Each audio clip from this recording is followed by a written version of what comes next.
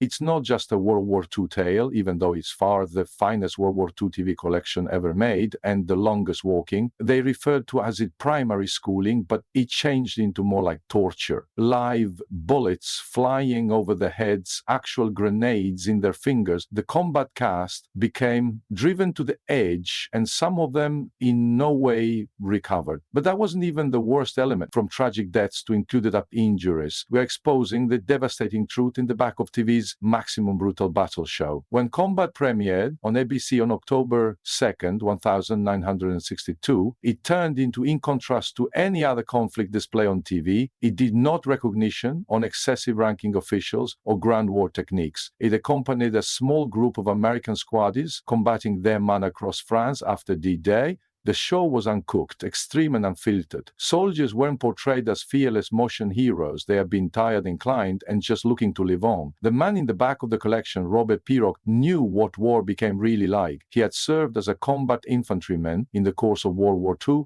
and had already gained an Academy Award for his screenplay Battleground, a film praised for its realism. He wanted Combat to capture that equal authenticity. The idea started out with a pilot episode called A Day in June, filmed in December 1961. At first, the series changed into known as Men in Combat, but ABC determined on Combat and accepted a complete 30-episode season. Over its 5-year run, the display produced 152 episodes, making it the longest destroying World War II drama in TV history. Most episodes had been filmed in black and white to present it a gritty, documentary-like experience. But in its final season, which aired in 1967, the show switched to coloration. It observed Second Lieutenant Gil Hanley, performed by way of Rick Jason, and Sergeant Chip Saunders, performed by using Vic Morrow, as they led their guys through the risks of struggle.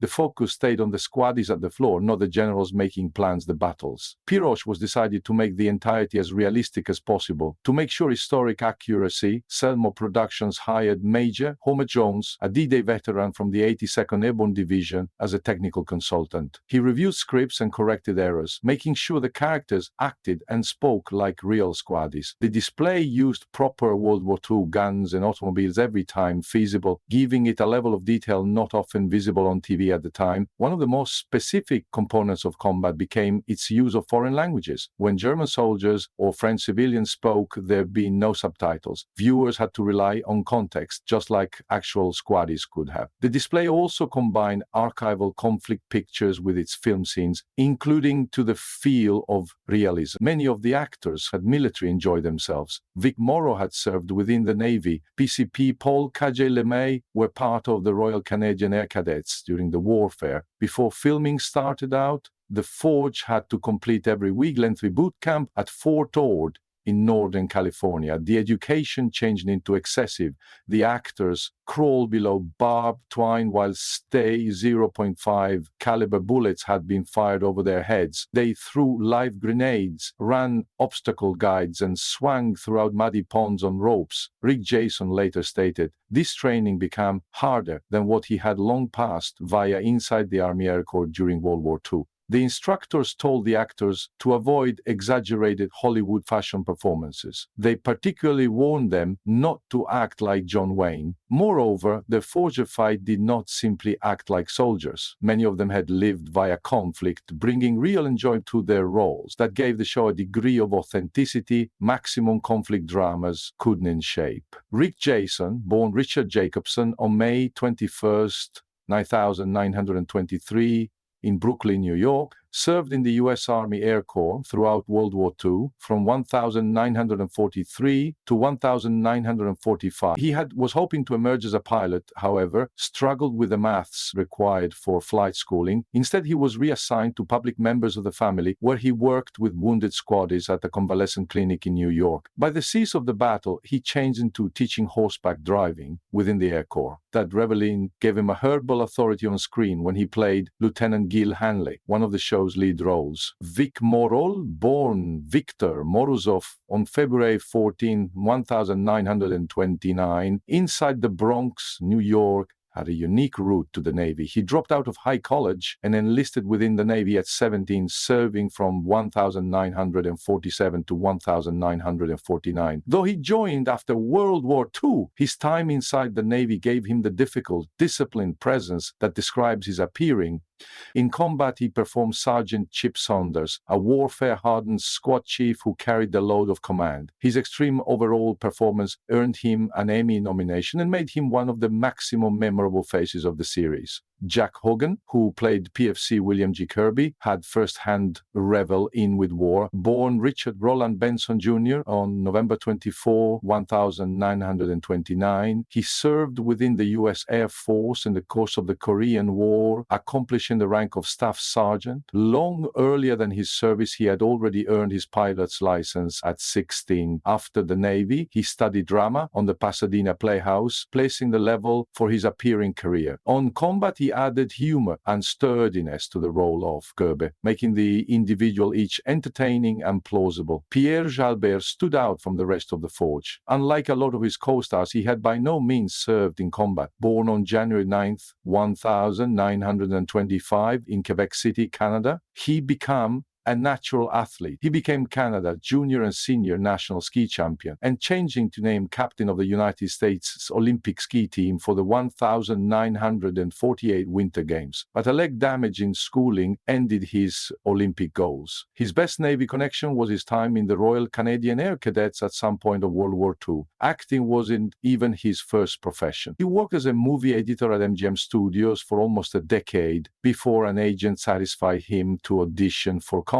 His fluency in French made him a really perfect suit for the position of PFC Paul Kajalema, the squad's Cajun translator. Even although he hadn't been a soldier, his overall performance felt actual. After the show, he again to film editing and worked on predominant projects like The Godfather. He even earned an Emmy nomination for his sound modifying on Shogun. Behind the camera fight had any other veteran who fashioned its gritty realism. Robert Altman, one of the show's key administrators, had flown over 50 bombing missions inside the South Pacific as a co-pilot on a BU-24. He served within the U.S. Army Air Corps from 1943 to 1947, seeing firsthand the risks of struggle. That experience stimulated the way he directed fight, bringing a level of detail and emotion not often visible in TV conflict dramas. His episodes targeted now not just on motion, however, on the psychological toll battle took on infantrymen. One of his most powerful episodes, Survival, explored the themes of isolation and endurance, something he in all likelihood understood from his very own time within the military. Vic Morrow's function as Sergeant Chip Saunders in combat, 1960 to 1967, wasn't simply another individual on TV. He became a symbol of management and resilience. Viewers noticed him as extra than a soldier. He became a protector, a mentor, and a person struggling with the weight of struggle. One of the maximum recognizable matters, proximately Saunders, was his Thompson submachine gun. Fans came to accomplish it along with his individual. However, firstly, it wasn't intended for him. Rick Jason, who played Lieutenant Hanley, became imagined to convey it. When Jason observed it too heavy, Morrow took over. Even he located the actual Thompson cumbersome, so the manufacturing group gave him a lighter prop model for many scenes. It was a small adjustment, but it helped form Saunders' photograph.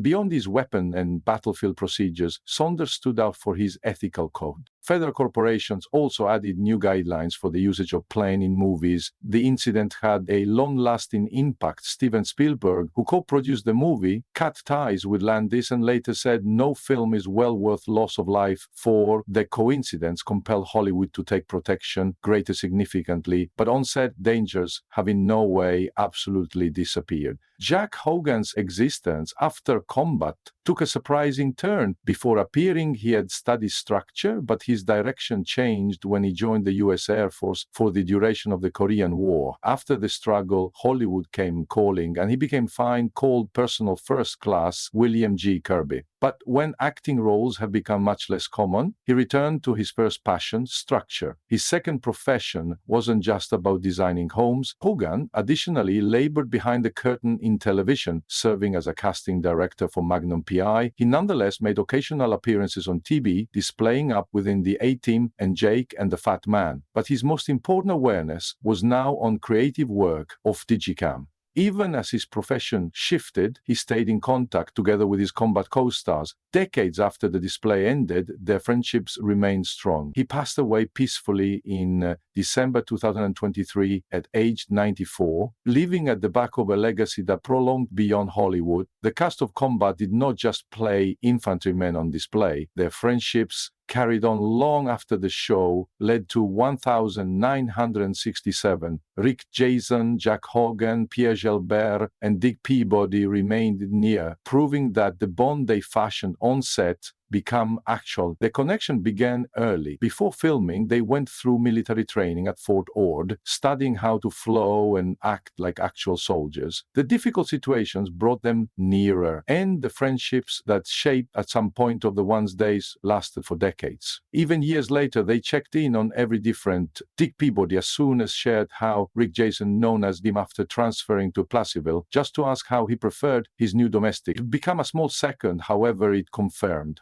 how a whole lot they cared. And then there have been the pranks. One tale from the set concerned Jason and visitor superstar Telly Savalas. During a lunch ruin, someone had secretly placed an uncooked egg on Jason's plate, and whilst he cracked it open, the mess changed into everywhere. Jason spent years blaming Peabody, despite the fact that the real offender changed into a further